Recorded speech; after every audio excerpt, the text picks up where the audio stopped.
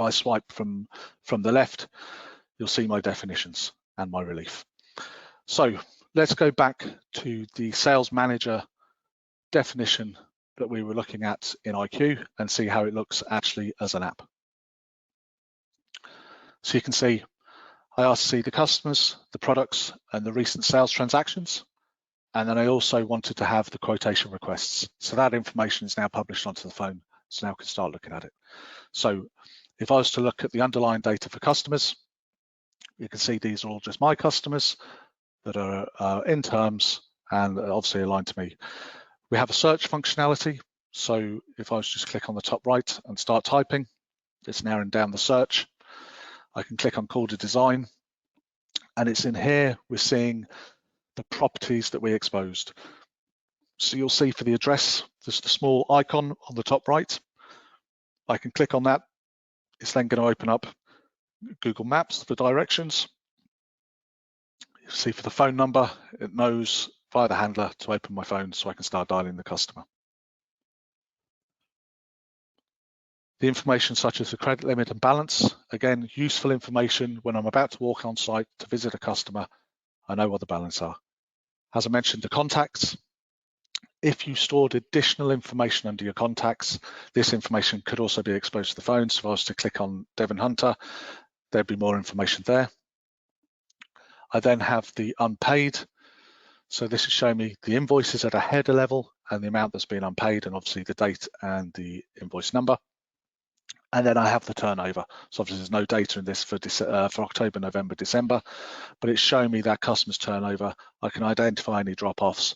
If I had the period, category, product category, period, month, I'd be able to see the comparisons year on year, all vital information. I then have a plus button on the top right-hand side, which is allowing me to capture the data. So I said about adding an activity. So this is where I can pick my contact and put an activity. What I am just going to show you is actually my live one for Intact. Any customers on here, don't be panicking that I'm about to show data that's relevant to yourselves. I'll just go into one of the leads, and this follows on from Darren's webinar from last week. If I was just to pick the first one here, if I go to click the plus here, you can see now there's a bit more detail. To add a phone call interaction, a meeting interaction, I can even go off and find a new contact. So if I'm out and about meeting, prospecting, and I find a new contact, I can add it on the phone as I'm working. Also, just some additional functionality on my live one is I can go and add a new prospect. So as I'm out and about, I meet people, and then also I can go and add a new lead. Okay, so we'll just go back to the sales manager one. In some of the recent sales transactions, for example, say for example, I'm off going in to see Brian West. It is worth mentioning that there is an additional option here for the speech to text. However, just with my current setup for the webinar, that's been disabled. But again, when you're out on the road, that speeds up the typing and also for any notes that you're putting in. So I'm just going in to see Brian West. I can see these last two orders. I can click on it to get to the underlying data. And it's within here, I can actually see the items. So I can see the items he bought last time. I can see the quantity, the net price, the discounts paid. Obviously, if I was to turn my phone sideways, that information is a bit more visible that way.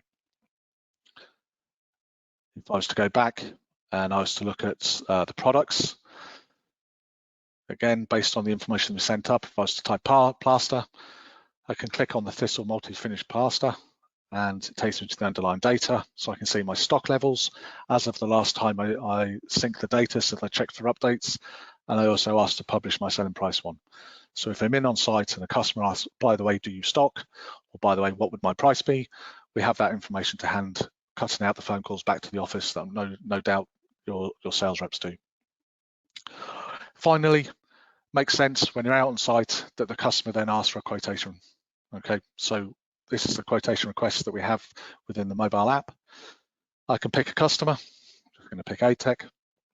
I have to give it a number or whatever required fields are in IQ. It's worth mentioning highlight rules, things like that also come through to the app if you need it. Just type. So now I've got my header information, and it's now the items that I want to add onto the quote. So I'm going to keep this very simple and pick the top two. So bags of sand, it's going to take 2. And then also some adhesive. And he's just going to want a quote for 20 of them. Okay, we just click save. Once we've built the quotation request on the phone, it is worth mentioning as well that what this is going to do is I have the selling price 1 displayed on the phone, but we do have the option, and there's an additional option of using web services and a web call to get the customer live price and display that on the phone. I don't have it for this, but what we tend to do is once we build the quotation request on the phone, when we submit it back into IQ using standard functionality such as output rules, that will then send any quotation confirmation to the customer and have applied the customer pricing. So to submit the quotation request, again, I simply swipe over and I upload all new transactions. So that's now gone from the phone.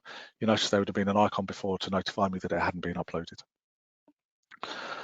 The next mobile app that I wanted to show you, and the hot topic at the moment, is the sales delivery. So by doing the check for updates, this has now sent the deliveries that apply to me. So if you were to do your own deliveries, you may have different drivers, doing different routes, even different vehicles. Each one of those can have their own specific delivery mobile application using the condition editor. So the deliveries that come to me are the ones for me today. So I click on it, I can see I have to go four different sites. So for example, I'll just use the Norfolk Countryside Care. Again, links to Google Maps, to phone number in case I'm running late, in case I need further directions. I can see the items that need to be delivered. Once we're on site, we go to get the signature. So in the good old-fashioned days, people were able to be contacted and they would sign their signature. But in the modern contactless world, what we can do, sorry, wrong button.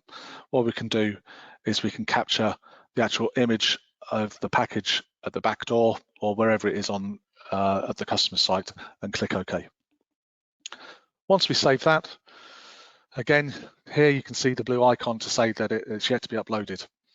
What we have as a setting within the app is if you have the signal, it will automatically upload. But what I was doing just for the purposes of this webinar is show how it's manually done. So again, we will upload all new transactions. So that's sent that POD, that signature now back to IQ. The next one, I think my Wi-Fi may have dropped. The next mobile app that I'd like to show you is, so I'm just being patient here.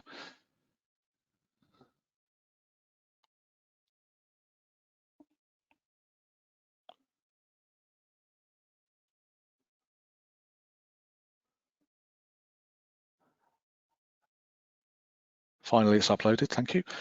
So the next one I'd like to show you is the mobile expenses.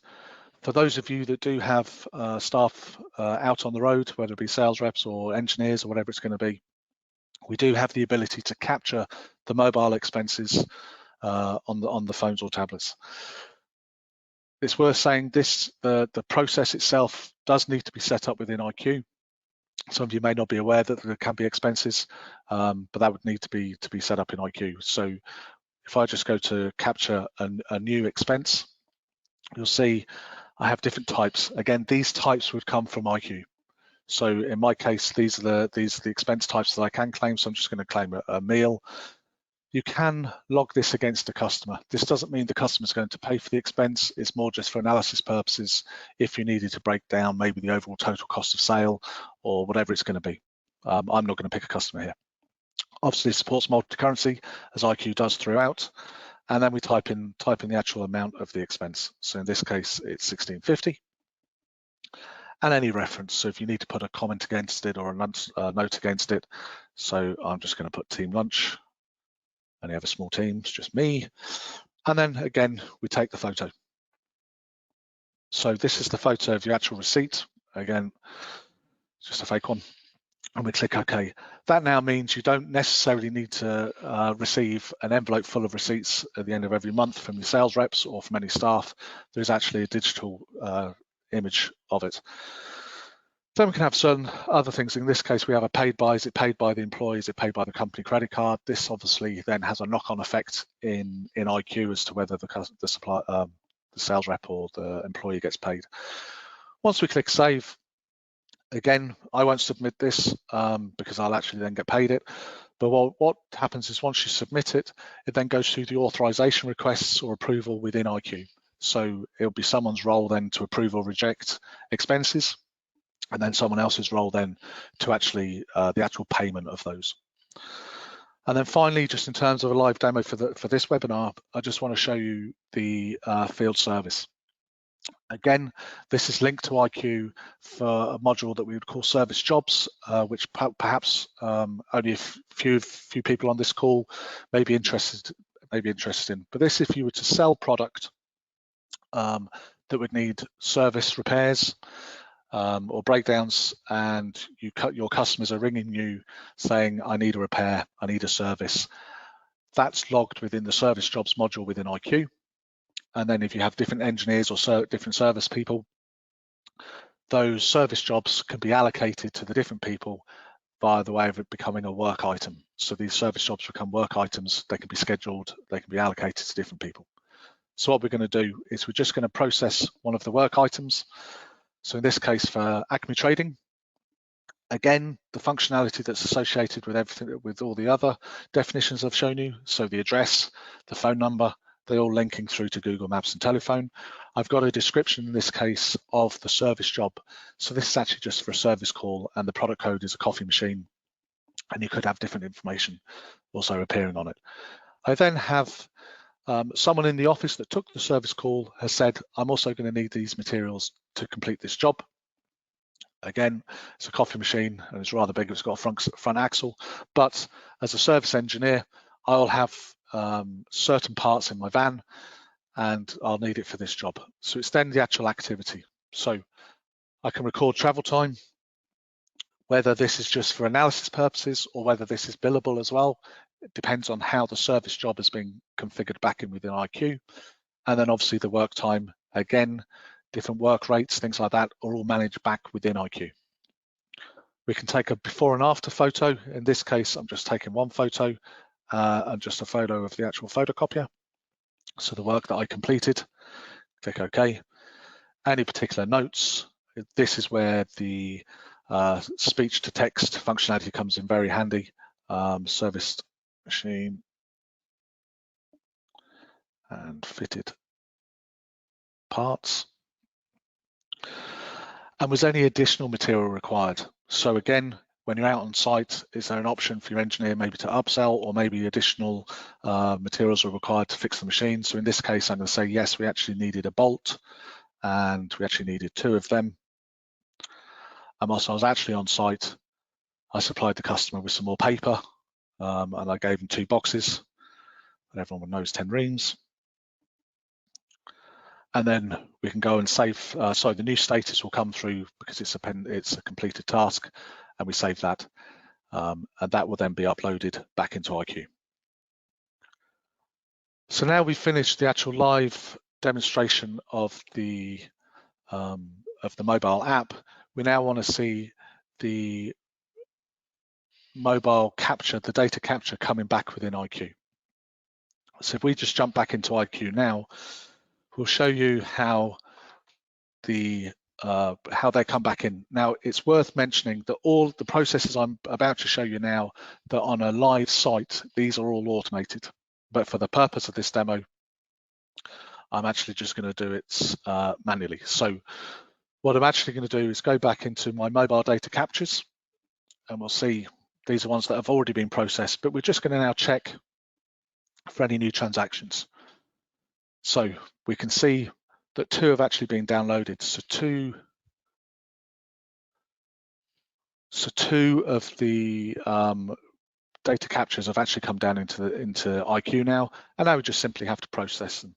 Again, this would be automated on any live site. And you can see it has actually posted one new transaction. So let's go and have a look at see what it's actually posted. If I go into my sales quotations, we will see for ATEC, the one we did there now, it was actually the new build, was for 20 of the adhesives and 2 of the bags of sand, and using output rules that now would have gone to the customer.